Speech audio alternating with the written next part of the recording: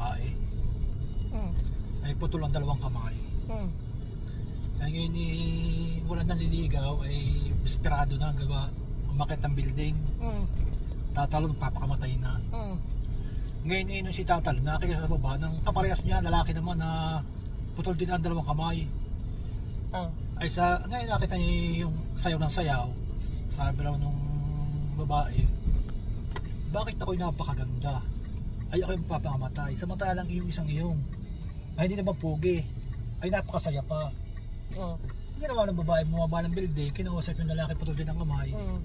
Sabi raw bakit ikaw ay masaya pa sayaw ka pa ng sayaw, samantalang ako magpapakamatay na.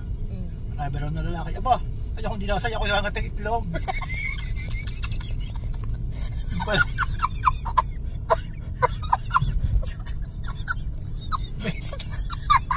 Ayun, hangat ng itlog.